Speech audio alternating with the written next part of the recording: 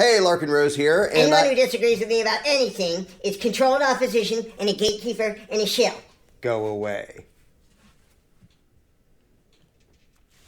Okay, now. Oh, before I start this video, I do want to extend for a few more days the book deal that I offered in the last video. So, for a limited time, get 4 signed copies of The Most Dangerous Superstition, mailed anywhere in the United States, for $50 using the instructions in the description below. okay, so I want to start this video by saying, yeah, there are such thing as shills, which is people who are paid to promote a certain message or viewpoint while pretending it's just their own opinion. There's also such a thing as controlled opposition, which is a little bit more sophisticated concept, where somebody pushing a particular agenda, often government, will create what appears to be resistance so that anybody opposed to their agenda gravitates towards that, but it's actually something they control, and therefore they can limit it and make it, go off course and fail to achieve what it's doing and all that. Those are both things that actually happen. However, there's a lot of pro-freedom people who have the really weird, intellectually lazy, kind of stupid habit of deciding that anybody who disagrees with them must be controlled opposition or a shill or yada, yada, yada. And it came up again. I mean, it's come up a million times before, but it came up again after I did my video that was a message for Russell Brand in particular, and a bunch of people saying, ew, he's a shill and da da da. And because shills and controlled opposition are a real thing, I wanted to talk about how to tell the difference between somebody who just disagrees with you on something and an actual shill or controlled opposition. You can tell in the way they behave, in what they do, and in what they say. For example, a fine example of actual controlled opposition was Donald Trump, who came out and pretended to be anti-establishment and got lots of enthusiasm and support from people who were sick of the establishment. Then he won, and he got into office, and he appointed all the same bankers and all the same warmongers to all the same positions. All the things he said he was going to do, all of a sudden, lock her up to, Hillary's great, and no, we don't need to do that.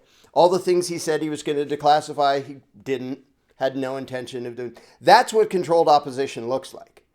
And then he went on to push gun control and a bunch of authoritarian garbage, and was never actually a threat to the establishment, but he put on a show specifically so people upset with the establishment, imagining him to be the other side, would support him and go rah, rah, rah. And there are still some people falling for that and saying, no, we need him again in 2024, because they don't notice the really obvious pattern of what controlled opposition actually looks like, which is they speak a good game, which Donald Trump didn't even really do that.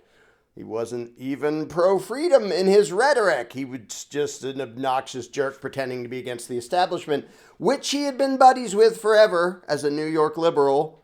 He'd buddies with the Clintons, buddies with all them, but he puts on a show and gets people to go rah, rah, rah, gets into power, and then does nothing because he's actually controlled opposition. That's what controlled opposition actually looks like. What controlled opposition doesn't look like is, for example, Russell Brand.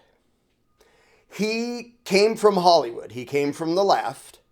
And so a number of people are like, ooh, his ex-girlfriend was a Rothschild's. It's like, okay, whoop-de-doo. That's where he grew up. That's what he was surrounded with. That's the ideas he was surrounded with. And other people are saying, well, he's mentioned before that he wants world governance. And he's a Freemason. Which I don't even know if that's true. But the people saying those things have to pause for a second and think. First of all, there's lots of people who associate Freemason with evil villains trying to take over the world. You know that Freemason is a well-known club with millions of members, and their stated goal is to do nice stuff. Like, I'm not even saying they don't do nasty stuff. I'm not saying there aren't a bunch of layers and all that. I'm not even saying anything either way about the conspiracies of what some of them may be doing. But to be a Freemason doesn't mean somebody said, hey, you want to join up to be an evil psycho and rule the world? Yeah, that sounds like just what I was looking for. That's not what Freemasonry has been promoted as for centuries. So a bunch of the people who it's like saying, oh, did you know he's a member of the Boy Scouts? It's like, okay, why does that matter? Because high up in the Boy Scouts, some of them are doing nasty things. Does that mean he's doing nasty things? Does that mean that was his intent on joining that organization? And so people don't think it through and go, oh, you can become a Freemason from good intentions. Now, whether you can stay that way for long or how much they know about stuff, you can debate that. But when you just take bits and pieces and decide, oh, he disagrees with me, so automatically he's a shill, that's ridiculous. And another one is, oh, he was calling for global governance because he's a statist. So is almost everybody on the planet. Like, statism is the default. That's what almost all of us were indoctrinated into. And the choice between, I want a slightly smaller slave plantation because I'm a nationalist, or I think we should have one big slave plantation because I'm a globalist, what's the stinking difference? There isn't one. Yeah, they're all statists, which means that they're all wrong because they're all advocating authoritarian domination. But the idea of somebody saying maybe there should be one world government, I can totally see within the paradigm of statism, which is based on a bogus mythology, people saying, well, when we have these separate countries, they like have wars with each other. Why don't we just have one that's the whole world? Now, it's a bad idea, but I can see plenty of people thinking of that from good intentions and thinking that way we just, we have one set of rules and we're not having wars with each other and territorial battles all the time. Like, the fact that somebody thinks that doesn't mean they're going, we're going to dominate everybody because they think there should be one world government. And the people who are nationalists and say, no, I'm devoted to my slightly smaller slave plantation and totally opposed to a really big plantation. Like, there's no principle involved in either one of them. They're both statists. They're just arguing over the size of the plantation. Well, that's not a principle. That's not anything. So when people point out these things, well, he used to be this, or he might be this, or he once said that, like he said things that sort of hint in the direction of being pro-socialist. I haven't actually heard that, but I've heard other people say that, and I could totally picture that, given that he came from Hollywood and the political left. Look what he's actually doing. And again, just pause long enough to think, all right, if this guy is a shill in controlled opposition, what's the overall plan? Well, over and over and over again, he can do videos that expose corruption and an agenda of whether it's big pharma or corrupt government and bashing the left and bashing the right and pointing out the nasty stuff they're going to do. What's the game plan here? Well, he's going to criticize them in the way they really don't like and point out actual true things going on that are corrupt and nasty and endangering people and dishonest. But then all of a sudden he's going to... What? You think if tomorrow Russell Brand said, hey, all you people who follow me, Pfizer is awesome and the government can totally be trusted. You think they're all going to go, okay, cool, thanks for letting us know. They're all going to say, someone held a gun to his head and bought him off or something. Heck with you. Like, to be controlled opposition, there has to be some benefit you can get from that. And an even more ridiculous example is there are, on occasion, people who decide that I'm a shill and I'm controlled opposition. And they have like the dumbest reasons imaginable. Often it's because I know the planet is spherical and I know how to prove it. So I'm a NASA shill. And occasionally the other thing is I often stand like this. And apparently they think that is close enough to being a triangle that it's an Illuminati symbol. So tell me how this works. For a quarter of a century, I consistently advocate against all authoritarian power and in favor of individual rights and the non-aggression principle and voluntarism and a stateless society. But sometimes I hold my hands like this And by doing that, what? What would that do? These people don't know how to think. When there's actually controlled opposition, it does something. It will like derail people. And I can think of examples in the freedom movement that like veered off and went fascist. It's like, I'm going to pretend to be an anarchist, but now I'm going to drag people down the fascist route. I'm like, well, don't follow them. And most people were smart enough to go, well, you've lost your marbles, heck with you. Because if the message is consistent, if the messenger one day just changes the message, if Russell Brand suddenly goes, no, trust everything the government says, don't look into it, don't question any of it, are people going to go, yay? No, that doesn't work. There isn't a way to undo the good stuff that Russell Brand has already done by pointing out corruption and double standards and lies and spin and all that. Yeah, he's still a statist, which is why I did that video. Now, if you think, well, I don't think he's capable of reconsidering the statism thing. Okay, well, that doesn't mean I'm not going to try. And yeah, he still has beliefs that I think are totally wrong. That's almost the whole world. And if you're a voluntarist, that's the whole world. And if your attitude is everybody who's out there expressing an opinion I don't like is a shill, how effective do you think you're going to be at getting anybody's attention or having anybody pay any attention to you or listen to what you have to say? None. You're going to accomplish exactly nothing. And to me, it's especially weird that when we're in the minority, like the idea that there shouldn't be a ruling class at all, sadly, is still a very tiny minority of the population. And when you're looking at, oh, he's an enemy because he still believes in government. Well, that's why he's somebody to talk to. It's not why he's somebody, oh, it's a shill.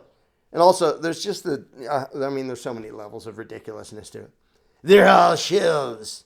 Like everybody, like 7 billion people are on the payroll of government to spread these statist ideas. And they spent, infinite trillions of dollars just to make the three of us who believe in freedom feel outnumbered. It's just what people think. It's what they believe. Most people are statists. Most people are indoctrinated. When they show an ability to think about things and have a discussion, then have a discussion with them. And people will say the same thing. Joe Rogan's a shill. Well, if he's a shill, he sucks at it because he lets a bunch of people on his show who talk about things that the government really doesn't like talked about. Now, I think Joe Rogan is wrong on a bazillion things. He's a statist. I could go right down the list. The Jimmy Dore, I don't even know that much about him, was totally a leftist, but has dared to come out and bash a bunch of the corrupt lunacy that the leftists engaged in. Now, is he at all open to the idea of actually free society without a ruling class at all? Don't know, kind of doubt it, whatever. But if you're assuming dishonesty and bad intent in everybody who you see starting to leave the plantation, what do you think the result of that's going to be? If somebody goes, yeah, I already thought this, but yeah, maybe, now I'm starting to see there's a bunch of corruption. Well, you're probably just a shill. I don't trust you. Like, how stupid can you possibly be? And I see a bunch of people who come right out and say, anybody with any size audience is obviously, they're being allowed to say those things, so they're controlled opposition. Way to just guarantee your own failure. In other words, any indication of success that these ideas are getting out there and getting a wider audience, no, it can't really be that. It has to be a trick. It's all a trick. I'm going to hide in my corner and keep chanting to myself that resistance is futile and I will be assimilated. It's so ridiculous. These ideas are getting out there. Michael Malice is being interviewed on Joe Rogan's show, and the idea of self-ownership and stuff, it's going around all over the place. It's spreading. And if you're too scared to even allow for the possibility that like Joe Rogan or Russell Brand or Jimmy Dore or, there's a list of a bazillion people are capable of having a discussion about it, then you're not going to try. And the ultimate irony of all of this is you're probably not doing it on purpose, but you are absolutely acting as controlled opposition for government if whenever somebody from the mainstream starts to lean in our direction and go, Yeah, it's corrupt. You know, Russell Brand's talking about, I don't really like either party. I want people to be able to like form communities and take care of things themselves instead of this top-down, hierarchical government thing. If somebody from the left, from Hollywood, can't come out and start saying those things and have you go, well, that's cool. Let's see what he has to say and try to talk to him. Said to you, no, his ex-girlfriend was a Rothschild, so I'm going to hide in a corner. You're just shooting yourself in the foot. You are literally acting as a propagandist for the ruling class when you automatically distrust and shun and condemn people who were on their side, who are now going, yeah, now that I look at it, that's kind of bogus. I don't like that. Maybe both sides are lying. So the ultimate irony is the people so eager to throw the label of shill and controlled opposition at anybody else they still disagree with are totally acting as shills and controlled opposition, but they're not even doing it on purpose. They're not even aware of it, but they're totally helping the agenda of the ruling class if your automatic response to anybody leaving the state aside and starting to wander in our direction, no, I totally don't trust them, they're evil, then why would anybody ever come over? And so it's frustrating to watch a bunch of pro-freedom people fall for this ridiculous mentality. And I'm not saying trust them, they're the savior. Same thing with Elon Musk. He's a guy. He's a weird guy. I don't think he's as smart as he thinks he is. And the example of, oh, he wants chips in our brains. I can totally see lots of people thinking, it would be so cool to have an interface where you could control things with your thoughts. And those of us familiar with statism and authoritarianism immediately say, do you get the potential for just dreadful oppression that would allow for? Well, those people might not think of it. It's a colossally stupid idea, but they're not like, let's enslave everybody by doing this. Maybe Elon Musk means what he says, and he's a statist, but when he makes fun of the censorship, maybe he doesn't like that censorship. There's this weird idea that if somebody doesn't understand everything you do and agree with everything you think, then they're in the category of enemy. Until they agree with everything you think, then they're friend. Well, that describes about 0% of the population. Almost the entire population is somewhere in between if you're a voluntarist. Parts of them already recognize authority does nasty things. Cops can do nasty things. Politicians can't really be trusted. But they think, well, but we should still vote and we have to blah, blah, blah. So pieces of their psyche and their understanding are already on our side and pieces of them aren't. That's a reason to talk to them. Not decide, you're the horrible enemy. Everybody's an enemy. Everybody's a shill, except me and the 3 people I'm hiding in a corner with. Ugh. So come on, people.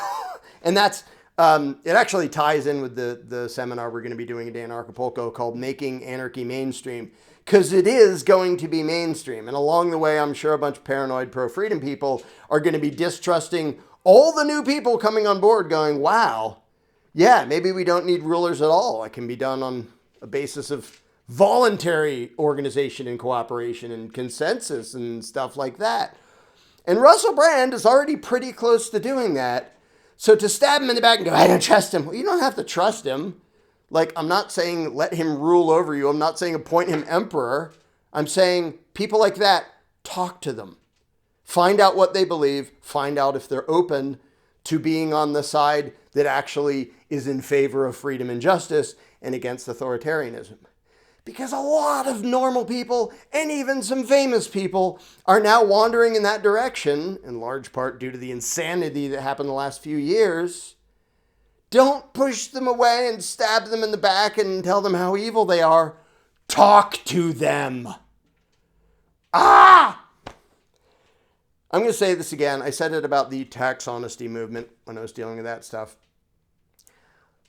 The cult of statism will fall largely in spite of the freedom movement, not because of it. But it's still going to fall. The concepts of self-ownership and non-aggression, those are going to be universal pretty soon. And a lot of the movement is just going to sort of stumble and bumble and scream at itself and get in the way as humanity progresses forward. I would just ask each one of you, don't be one of the stumbly bumbledy things in the way. Be one of the people ready to reach out to all the victims of the lie of authoritarianism and invite them in to the pro-freedom camp. Even if they're famous, even if they're a Freemason, even if their ex-girlfriend was a Rothschild. Invite them in. You don't have to give them power over you, so it doesn't matter if you trust them. But invite them into the discussion, because that's how you make the whole world outgrow the insane superstition of statism and authoritarianism. If you want that book deal or to donate to help us make more of these videos, feel free to see the instructions in the description below.